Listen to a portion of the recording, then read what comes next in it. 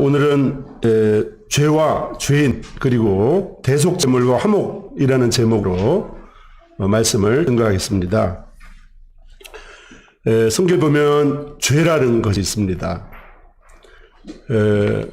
성경이 우리에게 그가 와서 죄에 대하여 의에 대하여 심판에 대하여 세상을 책망하시리라고 주님께서 친히 말씀하셨습니다. 그리고 죄에 대하여라 하면 그들이 나를 믿지 아니하며 이렇게 말씀하셨습니다. 이 죄라는 말씀을 우리나라 말에 참 죄라고 한 것이 참 저는 개인적으로 신기하게 생각합니다. 이 죄라는 말은 보통 나사 같은 걸 쥐일 때, 쪼일 때 죄다라는 표현을 씁니다. 이 죄는 사실은 우리 마음을 죄고 있는 것입니다. 이 죄라고 하는 것은 아버지의 품을 떠난 자식의 관계로 성경이 우리에게 표현하고 있습니다. 첫 조상 아담이 하나님의 품에서 하나님의 말씀에서 떠난 상태, 그것을 성경은 죄라고 표현하고 있습니다. 첫 조상 아담이 범죄했다고 성경이 말하고 있는 것입니다. 그래서 죄가 있으면 사람들의 관계가 끊어지는 것입니다. 죄인이 되었다고 하는 것은 관계의 단절을 말하고 있습니다. 그래서 성경은 우리에게 죄인의 상태에 대해서 부모를 떠난 자식을 통해서 죄인의 모습을 드러내고 있습니다. 또 사랑의 관계에서 끊어진 그런 상태를 죄라고 이렇게 말하고 있습니다. 성경은 우리에게 이 세상에 이 죄가 들어왔다고 성경이 표현하고 있습니다. 그러므로 한 사람으로 말미암아 죄가 세상에 들어오고 죄로 말미암아 사망이 들어왔나니 이렇게 되어 있습니다. 이 죄라고 하는 것은 우리 세상에 들어와 있고 우리 마음속에 들어와 있습니다. 죄는 살아 있습니다. 그래서 우리 마음속에 죄라고 하는 것이 있기 때문에 하나님과의 관계가 끊어져 있습니다. 그리고 하나님과의 관계에서 하나님께 나아가지 못하도록 우리의 상태가 그렇게 되어 있는 것을 알 수가 있습니다. 이와 같이 모든 사람이 죄를 지었으므로 사망이 모든 사람에게 이르렀느니라 이렇게 되어 있습니다. 이르렀다고 하는 것은 우리에게 사망이, 죽음이 우리에게 도달되어 있다는 것입니다. 모든 사람들은 죄에 대해서 벗어날 수 없듯이 죽음에 대해서도 벗어날 수 없는 이런 상태가 되었습니다. 이 죄라고 하는 것이 이 세상에 들어왔고 우리 마음속에도 들어와 있습니다. 그래서 우리는 죄인이 된 것입니다. 우리가 아직 죄인 되었을 때 그리스도께서 우리를 위하여 죽으심으로 하나님께서 우리에게 대한 자기 사랑을 확증했다고 되어 있는데요. 이 말씀을 제가 볼 때마다 우리가 아직 죄인 되었을 때 그리스도께서 우리를 위하여 죽으심으로 이렇게 되어 있어요. 현재 시대를 살고 있는 우리는 현재 2021년 현재에서 죄인이 되었습니다. 그런데 예수님께서 죽으신 것은 2000년 전에 죽으셨습니다. 하나님은 2000년 전에 죽으신 예수님의 죽음을 현대를 살아가는 우리의 삶과 연결해주고 있습니다. 이것이 어떻게 가능할까? 저는 이것이 참 의문이었습니다.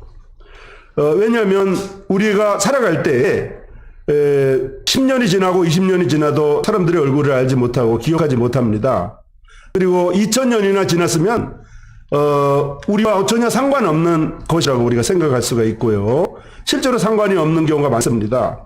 우리의 관계 가운데 시간이 지나면 잊어버리고 망각합니다. 그런데 하나님께서는 2000년 전에 예수님의 죽음을 현대를 살아가는 우리의 삶과 연결하고 있는 것입니다. 우리가 아직 죄인 되었을 때 지금 현재입니다. 그런데 그리스도께서 우리를 위해서 죽으신 2000년 전의 그 죽으심과 우리의 삶과를 성경은 연결해주고 있습니다. 하나님께서 우리에게 대한 자기 사랑을 확정하셨느니라 이렇게 말하고 있습니다. 제가 예수님을 증거하고 전할 때마다 깨닫게 되는 것은 사람이 죄를 짓고 있는 상태, 현재 현행범이라고 보통 그러죠. 현재 죄를 짓고 있는 상태에서는 그가 복음을 듣지 않습니다. 왜냐하면 하나님의 관계에서 단절되어 있고 단절되어 있는 관계를 계속 유지하고 있는 상태에서는 하나님 앞에 나오지 않더라고요. 현재 음행 중이거나 현재 우상 숭배 중이거나 현재 죄를 짓고 있는 현행 상태에서는 복음이 들어오지 않습니다. 그가 죄와 싸우지 않고 있고 죄에게 자신을 방임하고 있기 때문에 자신을 드러내고 있기 때문에 복음을 증거해도 그가 듣지 않습니다. 오히려 싫어하고 거절합니다.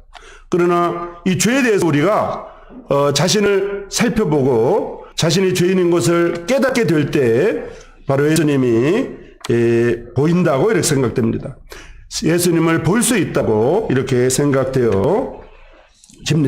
그래서 우리가 아직 죄인 되었을 때 그리스도께서 우리를 위해서 죽으셨다고 성경이 우리에게 말씀하고 있는 것입니다. 그러면 우리가 그의 피로 말미암아 의롭다 하심을 받았으니 더욱 그로 말미암아 진노하시면서 구원을 받을 것이다. 이렇게 로마서 5장 8절에 말하고 있습니다.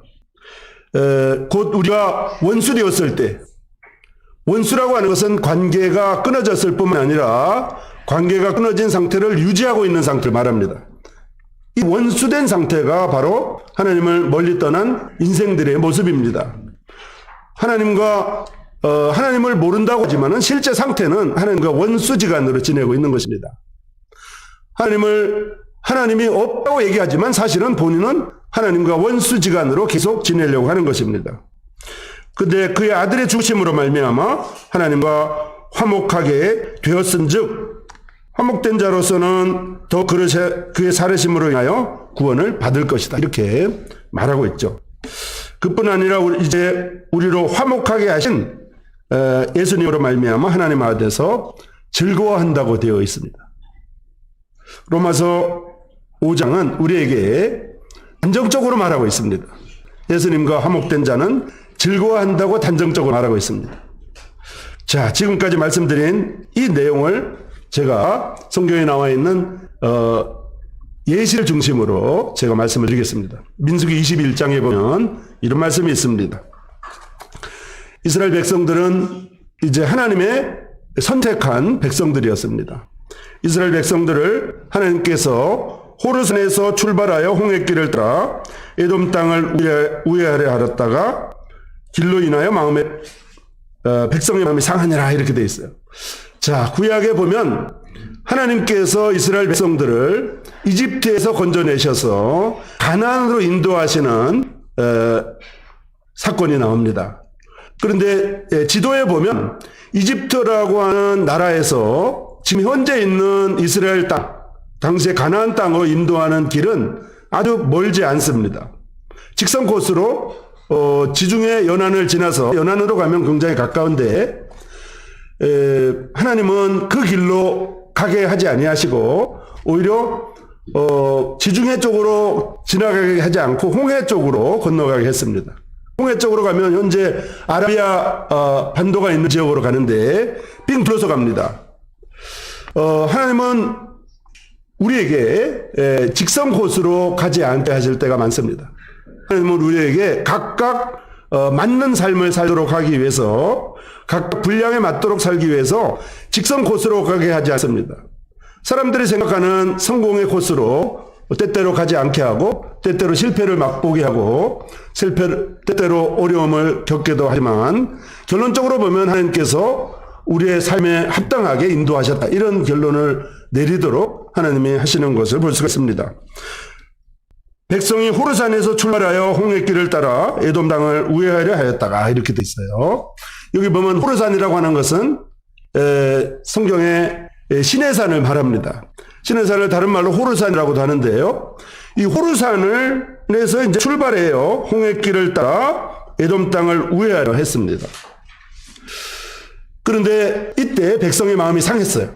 마치 우리가 원하는 길을 가고 싶은데 어려움이 당하고 힘든 일이 생기면 우리가 불평하잖아. 이런 일이 왜 나한테 생겼을까? 힘들어하고 슬퍼하고 괴로워합니다. 이런 것처럼 이스라엘 백성들도 마찬가지였습니다. 이스라엘 백성들도 호르산에서 출발해서 홍해길을 따라 에돔 땅을 우회하려 하니까 백성들의 마음이 상했어요. 왜냐하면 이 직선 코스가 있고 좋은 길이 있었는데 이 호르산이라고 하는 그 돌바위 산에서 출발해서 광야로 이렇게 지나가니까 이분들은 이집트에서 도시 생활을 했고 이집트에서 좋은 것을 먹고 파와 마늘과 이런 것들을 먹은 이런 맛있는 것을 먹고 있었는데 광야길을 지나가니까 이제 먹을 것도 옛날 먹은 것들이 생각나고 힘들었기 때문에 또 자신들의 여러 가지 이제 욕심을 채울 수 없었기 때문에 마음이 상했어요. 그래서 백성이 하나님과 모세를 향하여 원망했죠. 하나님이 왜 홍해바다를 건너게 해서 이렇게 고생하게 하는지, 그 홍해바다라고 하는 기적적인 사실을 깜빡 잊어버리고 그것이 도저히 이루어질 수 없는 일을 하나님이 하셨던 것을 잊어버리고 이제 하나님을 원망했습니다.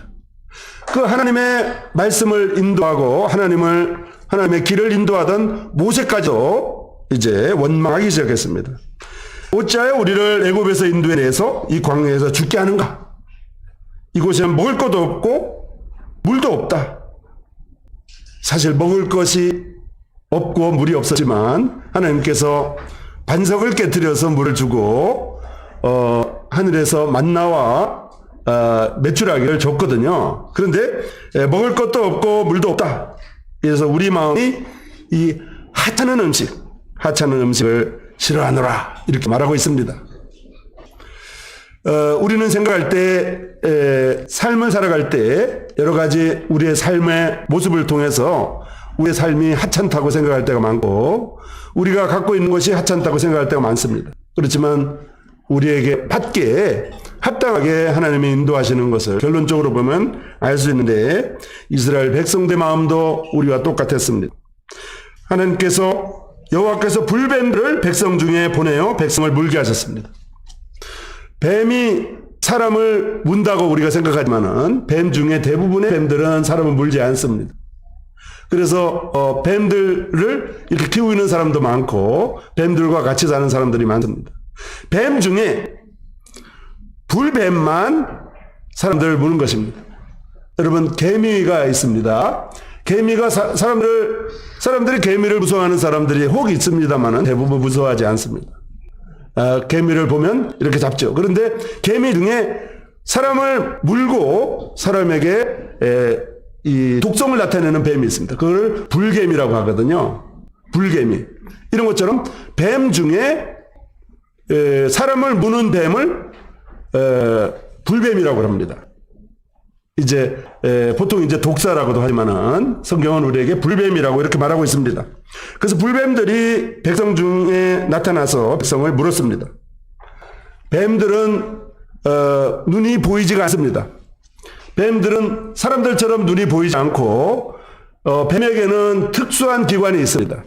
뱀의 이렇게 그 머리에 요 눈 밑에 특수한 기관이 있어가지고요. 열 감지 기관이 있어요. 그래서 뱀이 나타나도요.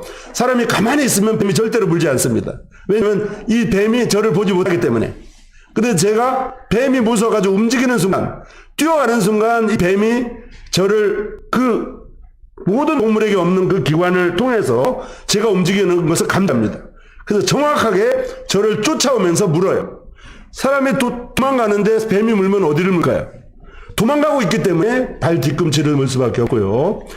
물린 발 뒤꿈치는 뱀 독이, 불뱀의 독이 들어가기 때문에 순식간에 이 혈관을 통해서 온몸에 퍼지는 것입니다. 그렇게 하면 사람이 죽어가는 거죠. 그래서 불뱀들을 백성 중에 보내어 백성을 물게 하셨습니다. 이스라엘 백성 중에 죽은 자가 많았습니다. 그 죽은 자들은 가족들도 있었고 이제 가까운 사람들이 이제 죽어갔겠죠. 그리고 본인도 물렸을 가능성이 있습니다.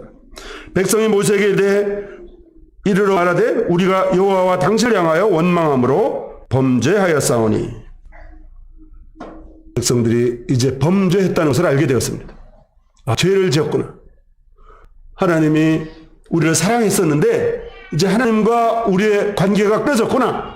하나님이 우리를 멀리 하셨구나. 하나님이 우리를 우리가 하나님을 원망하고 이러니까 하나님이 우리를 이렇게 싫어하시는구나.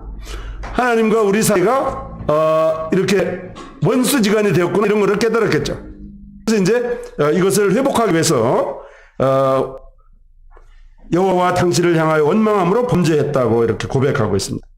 여호와께 기도하여 이 뱀들을 우리에게 떠나게 하소서. 모세가 백성을 위해서 기도했습니다. 어떻게 하면 좋을지에 대해서 기도했겠죠. 여호와께서 모세에게 불뱀을 만들어 장대 위에 매달라라 이렇게 말씀합니다. 믿는 자마다 그것을 보면 살리라. 자, 여기에 중요한 말씀이 있습니다. 여호와께서 모세에게 불뱀을 만들어 장대 위에 달아라. 물린 자마다 그것을 보면 살리라. 모세가 놋뱀을 만들어 장대 위에 달았습니다. 저는 이 말씀을 볼 때마다 참 신기한 생각이 들어요. 우리가 누가 잘못하면요. 누가 잘못하면 어떻게 합니까? 그 사람이 죽임을 당하거나 그 사람이 실패를 하거나 그 사람이 망하는 것을 보기를 원합니다. 그렇죠? 이 불뱀이 사람을 물었기 때문에 불뱀을 죽여가지고 불뱀이 피 흘리는 불뱀을 장대 위에 달아서 이렇게 한 백성의 마음이 하나님이 우리를 물던 불뱀이 죽었구나. 하나님이 우리를 이제 살려주셨구나. 이게 삶의 방법이에요. 살아있는 뱀을 죽여가지고 장대 위에, 장대는 이제 높이 달아야 되기 때문에 다르면 많은 사람이 볼 수 있기 때문에 장대 위에 다르라고. 불뱀을 죽여가지고 피 흘리게 해서 피 흘리는 뱀의 모습을 보는 것이 오히려 위로가 됐을 거예요. 근데 하나님의 방법은 달랐습니다. 불뱀을 만들으라고 했어요. 불뱀을 내버려 뒀어요. 불뱀을 내버려 두고 불뱀을 만들어 장대 위에 달아라. 그래서 모세가 뱀을 놋으로 만들었습니다. 놋으로 만든 뱀은 사실 사람들을 문 뱀이 아니에요. 놋으로 만든 뱀은요, 그냥 놋을 만들었기 때문에 물지도 못하는 뱀이에요. 그리고 뱀의 형상입니다. 그렇기 때문에 그 뱀하고 지금 사람들을 물어가지고 죽임을 당하게 한 뱀하고는 관계가 없는 거예요, 사실은요. 그런데 하나님의 방법은 이 방법을 쓰신 거예요. 불뱀을 만들어서 장대 위에 달아. 그래서 불뱀이 아닌 놋뱀을 만들어서 장대 위에 달았던 것입니다. 뱀에게 물린 자마다 놋뱀을 쳐다본 적 살았더라. 사람들의 모습은 뱀을 보지 않았습니다. 불뱀을 보지 않았고 불뱀이 죽어가는 것을 보지 않았고 오히려 대신 놋뱀을 장대 위에 달았던 것입니다. 요한복음 3장 13절과 14절 15절에 보면 이런 말씀이 있습니다. 하늘에서 내려온 자 곧 인자 외에는 하늘에 올라간 자가 없느니라. 모세가 광야에서 뱀을 든 것처럼 인자도 들려야 하리니. 모세가 광야에서 풀뱀을 들지 아니하고 놋뱀을 들었습니다. 요한복음은 우리에게 뱀이라고 되어 있지만은 실제로 불뱀이 아니라 놋뱀을 들었습니다. 모세가 광야에서 불뱀을 들지 않고 놋뱀을 든 것처럼 하나님이 죄 많은 죄 지은 우리를 십자가에 못 박게 아니하시고 대신 예수님을 십자가에 못 박으셨던 것입니다. 그 놋뱀이 사람들을 문 불뱀이 아니었듯이 예수님은 우리를 죄짓게 하는 분이 아니었습니다. 예수님은 죄 지은 분이 아니었습니다. 예수님은 마치 놋뱀이 든 것처럼 대신 십자가에 못 박히신 것입니다. 모세가 광야에서 뱀을 든 것 같이 인자도 들려야 하리니.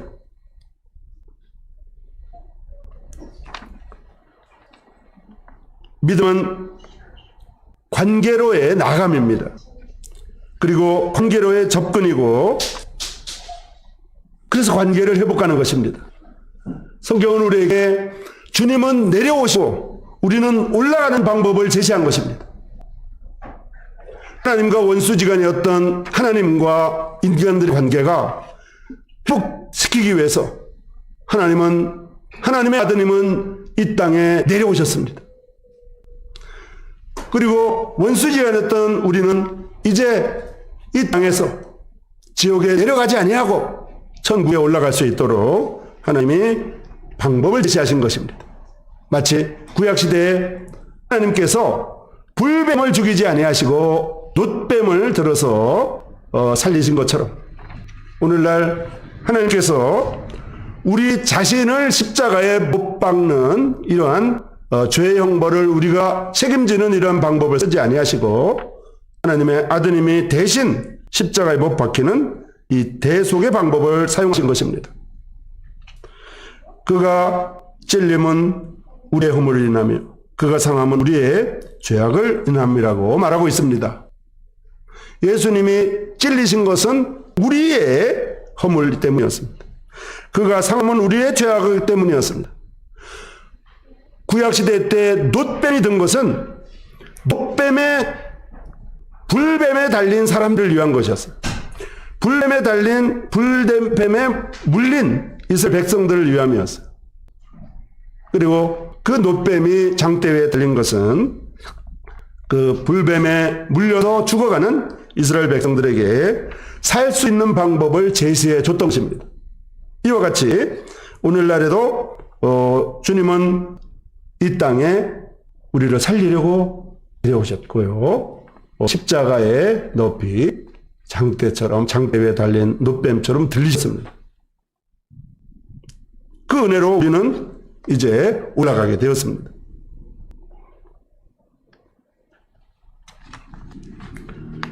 이것이 바로 믿음이라고 생각합니다. 아픔에도 불구하고 또 여러 가지 장애에도 불구하고 여러 가지 어려움에도 불구하고 주님 앞에 나가는 것입니다. 지금 여러 가지 이렇게 감염병으로 어렵다고 할지라도 또 힘든 일이 있다고 할지라도 믿음을 발휘하는 것입니다. 이것이 바로 주님 앞에 나아가는 것이라고 생각합니다. 아버지가 무서워도 그 사랑에 감복하여 나아가는 것입니다. 제가 어렸을 때는 아버지가 굉장히 무서웠습니다.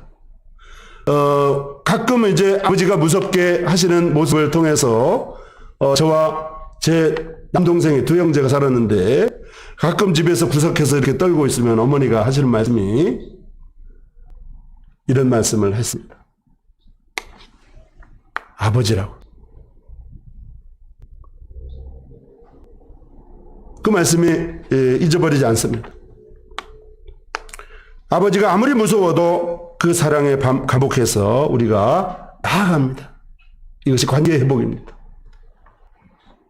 하나님 아버지께서는 이 관계의 회복을 위해서 벌써 모든 준비를 다 마쳤습니다. 아버지 품을 멀리 떠난 이런 자식을 해서 아버지는 준비하고 있는 것입니다. 이제 자식을 받을 준비를 다 하시고 집으로 오는 자식을 위해서 모든 이런 오늘날 말하면 티켓을 이런 집에 들어올 수 있는 모든 준비를 다 마치고 기다리고 있는 것이 하나님 아버지의 모습인 것을 우리가 볼 수가 있습니다. 그래서 믿는 행위를 드러내는 것이고요. 그것이 믿음 발동으로 나타나는 믿음이라고 생각합니다.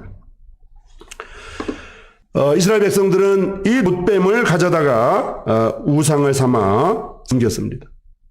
이스라엘 백성들은 오랫동안 이 놋뱀을 숭배했습니다. 사실은 하나님은 그것을 원한 게 아니었거든요. 놋뱀은 대신이었고 놋뱀은 하나님이 이스라엘 백성들을 살리는 대속 제물이었고 놋뱀은 그 하나님의 말씀을 적용하기 위한 방법이었어요. 그런데 그것을 이스라엘 백성들은 오랫동안 가져다가 우상을 삼아 섬겼습니다. 히스기야 왕이 이 놋뱀은 아무것도 아니라고, 이 놋뱀은 그냥 누수단이다, 그냥 이거 놋조각이다, 이 놋뱀 자체가 중요한 게 아니다 이게. 그래서 부숴버렸습니다.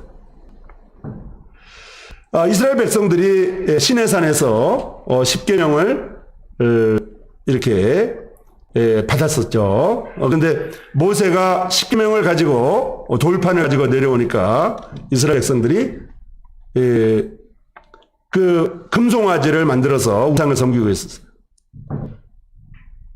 그래서 모세가 어떤 방법을 취했냐면 그 금송아지를 전부 다 부셔가지고 가루로 만들어가지고 이스라엘 백성들에게 다 마시도록 만들었어요.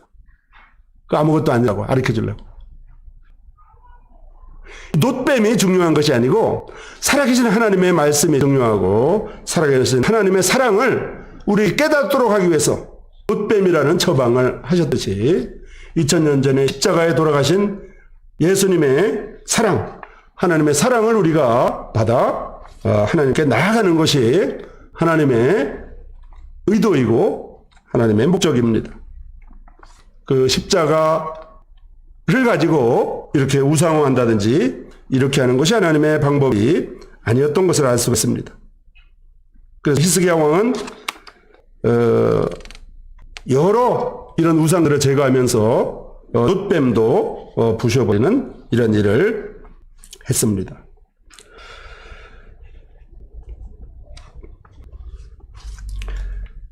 히브리서 9장 말씀을 이제 보면요. 그리스도께서 장래 좋은 일의 대제사장으로서 손으로 짓지 아니한 것, 곧 이 창조에 속하지 아니한 더 크고 온전한 장막으로 말미암아 염소와 송아지의 피로 아니하고 오직 자기 피로 영원한 속죄를 이루사 단번에 성소에 들어가셨다고 말하고 있습니다. 여기 보면 손으로 짓지 아니한 것, 이 창조에 속하지 아니한 더 크고 온전한 장막. 성경은 우리에게 이 일에 대해서 알려주고 있습니다. 이 창조에 속하지 아니한 더 크고 온전한 장막. 성경은 우리에게 미래의 일에 대해서 말하고 있습니다. 우리의 미래에 황금보석으로 꾸며진 하늘나라, 천당이라고 하는 그 하늘나라를 우리에게 제시해주고 성경은 우리에게 계시록을 통해서 그 하늘나라의 예고편이라고 할까요? 하늘나라의 모델하우스를 우리에게 제시해주고 있습니다. 그렇기 때문에 성경은 우리에게 이곳에 가도록 하기 위해서 주님께서 대제사장으로 오셨다고 말하고 있습니다. 대제사장은 대제사장이라고 하는 것은 모든 제사의 책임을 지는 사람을 말합니다. 모든 책임을 지는 최종 결정을 하는 분입니다. 예수님은 우리를 천국으로 데려가실 최종적인 이러한 주님인 것을 결정하시는 분인 것을 볼 수가 있습니다. 주님이 우리에게 하나님과 사람 사이의 원수지간이었던 이 관계회복을 통해서 관계회복을 이루기 위해서 주님께서 십자가에서 달리셨는데요. 그 십자가에 달린 그것을 바로 우리에게 성경은 영원한 제사다 이렇게 말하고 있습니다. 그래서 영원한 속죄를 이루었다 이렇게 말하고 있습니다. 예수님이 이루신 십자가의 사역은 영원한 효과가 있습니다. 2000년 전에 십자가에 못 박히셨지만은 2000년 후에 살고 있는 우리에게까지도 영향을 미칠 뿐만 아니라 이 지구 행성에 사는 모든 인류에게 하나님의 사랑의 효과는 영원한 것을 성경이 제시해주고 있습니다.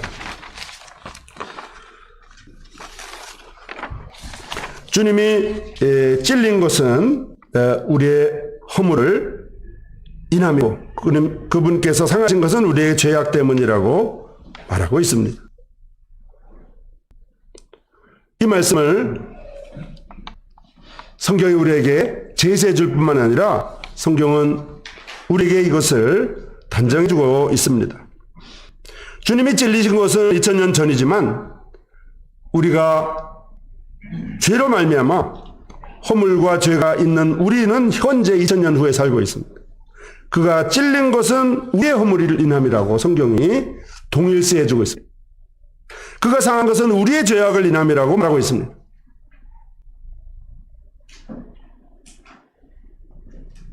성경은 우리에게 이렇게 결정문을 제시해 주고 있는 것입니다. 성경은 우리에게 완료된 사실을 우리에게 알려주고 있습니다. 그가 징계를 받음으로 우리가 평화를 누리고 그가 채찍에 맞음으로 우리가 나음을 얻었다고 말하고 있습니다. 사람들은 다 양같이 각기 제 길로 갑니다. 각기 자기 삶을 살아갑니다. 각기 자기의 주관대로 살아가고 자기가 옳다고 생각하는 길을 살아갑니다. 그래서 그릇 행할 때가 많습니다. 여호와께서는 우리 모두의 죄악을 그분에게 담당시키셨습니다. 그릇 행해서 각기 제 길로 가는 양과 같은 우리를 위해서 주님이 친히 어린 양이 되셨습니다. 주님이 친히 제물이 되셨습니다. 마치 놋뱀이 불뱀들을 대신해서 화목 제물이 된 것처럼 예수님께서 우리 모두를 위해서, 죄인들을 위해서 예수님께서 화목 제물이 되신 것입니다. 양들과 같이 각기 제 길로 가는 우리들을 위해서 주님께서 친히 어린 양이 되셨습니다. 이 영원한 속죄는 하나님이 우리에게 제시하신 이 관계 회복의 분명한 근거입니다. 다 이루었다고 하신 용서의 말씀과 용서의 말씀만 하지 아니하시고 주님께서 친히 그 용서의 행동을 하신 것입니다. 그래서 주님은 실제로 몸을 버리셨고 실제로 피 흘리셨고 실제로 죽으셨습니다. 이사야 53장 5절 6절의 말씀과 같이 우리 죄악을 담당하셨습니다.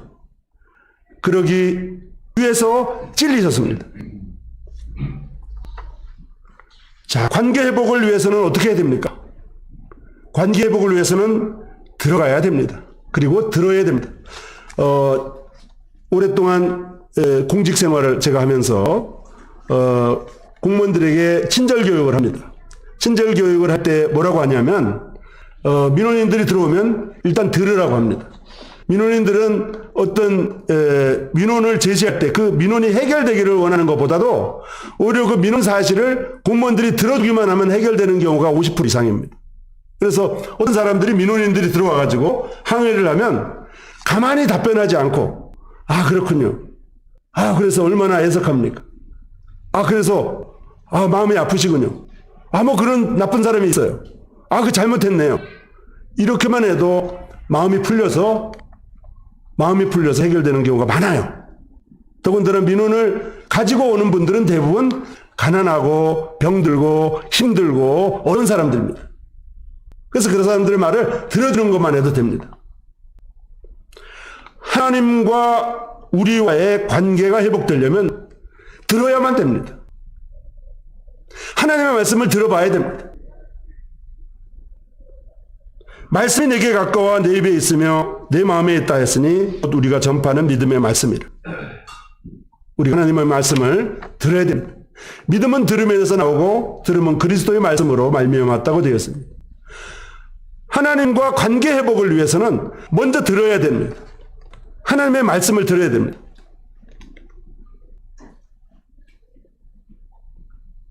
하나님은 모든 사람들의 말을 들을 준비를 하고 계십니다. 우리가 어디에 있든지 골방에 있든지 어려움에 처해 있든지 상관없이 우리가 기도하는 하나님은 들으십니다. 특별히 죄인들이 구원받게 해달라고 하는 그 기도를 하나님이 분명히 들으십니다. 성경은 우리에게 그것을 가르쳐주고 있습니다. 관계 회복을 위해서는 들어야 하고요. 그 듣는 것이 귀로만 듣지 아니하고 마음 깊숙이 들어야 되겠습니다. 어떤 사람과 죄 때문에 관계가 회복되지 아니하고 관계가 단절되고 원수지간이 되면 사람들 간에도 그 원수지간이 된 사람들의 상대방의 말을 들어주는 것, 그가 아무리 부당한 얘기를 한다고 할지라도 들어주면 관계 회복이 될 가능성이 가까워집니다. 기회가 생깁니다. 그런데 이 서로 간에 죄 때문에 멀어져 있는데 두 사람이 만나지도 않고 두 사람이 전화라도 안 받고 두 사람이 다가가도 도망가고 이렇게 하면 관계는 절대로 회복되지 않습니다. 하나님과 사람들 간에도 이렇듯이 하나님과 사람과의 관계에서도 들어야 되겠습니다. 특별히 우리가 하나님의 말씀을 듣는 것이 우선입니다. 그러면 무엇을 말하느냐? 말씀이 내게 가까워 내 입에 있으며 내 마음에 있다 하였으니.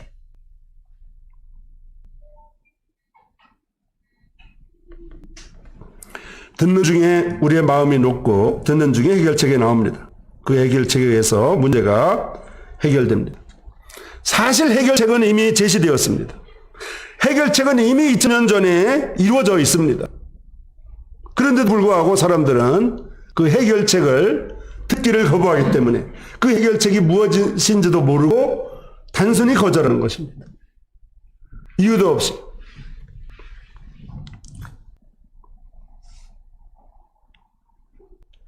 요한복음 3장 16절과 17절에 보면 이런 말씀이 있습니다.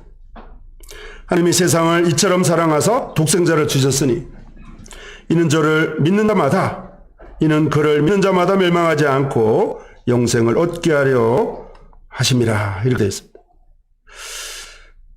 이 말씀을 여러 번 반복해서 읽어보면 귀한 지혜가 나타납니다.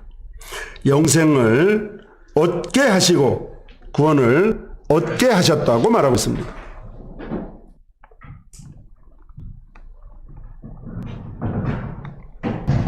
하나님이 세상을 어떻게 사랑했나요? 모세가 광야에서 놋뱀을 든 것처럼 하나님의 아드님께서 십자가에서 대신 죽으셨습니다.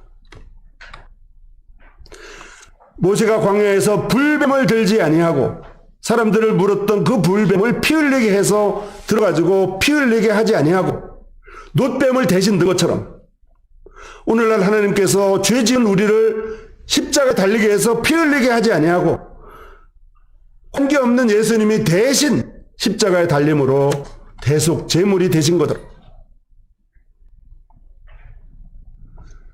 이스라엘 백성들이 불뱀과 놋뱀이 상관이 없었지만 그 놋뱀을 자기들 물었던 불뱀과 동일시함으로 그들이 하나님의 말씀에 의해서 살아났듯이 예수님과 우리가 아무 관계가 없었지만 하나님의 말씀에 의하면 예수님이 우리 죄를 담당하셨다고 하는 것을 성경이 동일시하고 있기 때문에 그 사실을 믿음으로 우리는 살아난다고 성경이 말하고 있습니다. 하나님이 세상을 이처럼 사랑하셨습니다. 하나님이 세상을 하나님의 하나밖에 없는 아드님을 십자가에 죽이시기까지 피 흘리게 하시기까지 자신을 다 바쳐서 십자가에 희생하시기까지 우리를 사랑하셨습니다. 그리고 독생자를 주셨던 것입니다. 이렇게 하신 것은 그분을 믿는 자마다 마치 이스라엘 백성이 놋뱀을 쳐다보면 살리라고 하는 그 말씀을 믿고 놋뱀을 쳐다본 것 같이 예수님을 믿는 자마다 예수님이 나의 죄를 가져가셨다고 하는 것을 성경의 확실한 증거를 통해서 우리가 믿게 되면 멸망하지 않고 영생을 얻게 하려 하심이라고 말하고 있습니다. 성경은 우리에게 이런 결론을 제시하고 있습니다. 그러나 이 결론을 우리 것으로 받으려면 관계가 회복되어야 되는데 관계가 회복되려면 우리가 하나님 앞으로 나아가는 수밖에 없습니다. 왜 우리가 나가야 될까요? 하나님은 이 관계 회복을 위해서 하늘에서 내려오셨습니다. 하늘에서 하나님의 아들은 내려오시고 우리는 올라가게 해주신다고 하는 것이 하나님의 방법입니다. 하늘나라로 올라가게 해주신다고 하는 것이 하나님의 방법이기 때문에 우리는 하나님 앞에 그 관계 회복을 위해서 이제 나아가는 것이고 믿는 것입니다. 하나님이 그 아들을 세상에 보내신 것은 세상을 심판하려 하심이 아니요 그로 말미암아 세상의 구원을 받게 하려 하심이라고 말하고 있습니다. 어떻게 보면 예수님을 믿으면 천국 가고 예수님을 안 믿으면 지옥 간다고 하는 것도 좀 생각해 볼 일이 있습니다. 왜냐하면 예수님과 관계없이 사실은 우리는 지옥 가게 되어 있었거든요. 예수님을 안 믿으면 지옥 간다고 하는 말도 사실 예수님이 이미 오셨기 때문에 예수님이 십자가에 달리셨기 때문에 그 말도 맞는 일이지만은 이 성경에 의하면 하나님이 그 아들을 세상에 보내신 것은 세상을 심판하려 하심이 아닙니다. 예수님 때문에 우리가 심판받는 것이 아닙니다. 결코 예수님 때문에 우리가 심판받는 것이 아니라 예수님이 오신 목적은 우리를 심판하러 오신 것이 아닙니다. 지옥에 대해서 경고하려고 오신 것도 아니고 예수님이 이 세상에 오신 것은 세상이 구원을 받게 하려 하심이라고 말하고 있습니다. 우리가 하늘나라로 가도록 하기 위해서 예수님이 오셨습니다. 우리가 아무 일을 안 해도 현재 지옥에 가고 있는 것입니다.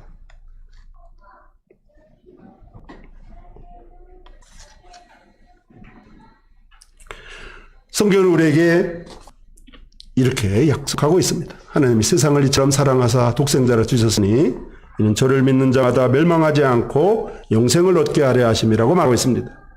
오늘 제가 증거한 말씀 가운데서도 많은 말씀들이 분명한 하나님의 사랑을 제시해 주고 있습니다. 하나님의 사랑은 성경에 제시한 것처럼 확실합니다. 하나님의 약속은 결코 변함이 없습니다. 하나님의 약속은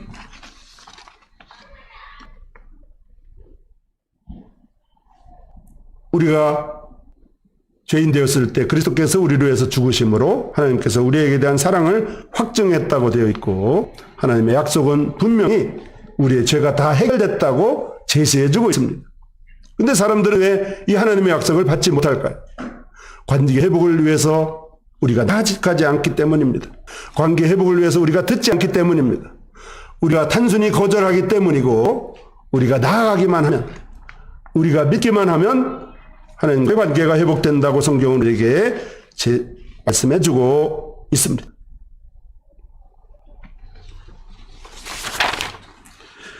내가 만일 내 입으로 예수를 주로 시인하며 하나님께서 그를 죽은 자 가운데서 살리신 것을 내 마음에 믿으면 구원을 받으리라. 관계 회복을 위해서 사람들 간에는 어디 가나요? 사람들 간에 들어줘야 됩니다. 그리고 들어주고 나서 반응하면 됩니다. 관계 회복을 위해서 여러 가지 반응들이 나타날 수가 있어요. 그 죄 문제를, 그 죄의 원인이 됐던 것을 제거하는 방법도 있지만은 가장 공통적인 방법은 바로 말로 해결하는 것입니다. 그 말은 용서의 말일 수도 있고 되었다고 하는 말일 수도 있습니다. 내가 만일 내 입으로 예수를 주로 시인하며 하나님께서 그를 죽은 자 가운데서 살리신 것을 내 마음에 믿으면 구원을 받으리라, 이렇게 말하고 있습니다. 한 가지 말씀을 드리고 마치면, 부모와 자식 간에 헤어지는 경우가 많습니다. 부모와 자식 간에 원수지간으로 지내는 사람들이 혹 있습니다. 그러나 그 부모님이 자식에게 아무리 잘못했다고 할지라도 그 자식이 부모님이 돌아가시기 전에 한 번도 아버지를 아버지라 부르지 않았는데, 아버지 노릇을 하지 않았다고 생각했기 때문에 아버지를 원수처럼 지냈는데, 죽기 전에 그 아버지의 침상에 와서 그 자식이 아버지라는 말을 한 번만 하면 그 아버지는 죽기 전에 그 죽음의 순간에 눈물을 흘리고 죽습니다. 아버지와 자식 간에는 이런 용서를 위해서 모든 것이 다, 그동안의 모든 것이 다 풀리는 이런 관계입니다. 하나님은 우리의 영혼의 아버지라고 말하고 있습니다. 그리고 우리는 그 하나님의 자식들입니다.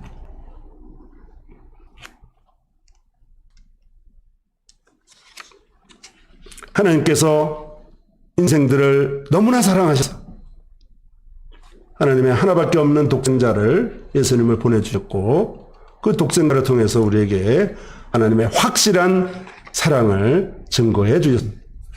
그것이 우리에게 믿을 만한 것이 못 될지도 모르기 때문에 이렇게 문서로 우리에게 남겨주셨습니다. 하나님은 우리에게 사랑의 약속을 해주셨습니다. 사람들은 모두 다 약속을 지키지 않습니다. 하나님의 약속은 분명합니다. 하나님이 세상을 사랑하사 예수님을 보내주셨고 예수님을 믿는 자마다 멸망하지 않고 영생을 얻게 해주셨습니다. 여러분 고맙습니다.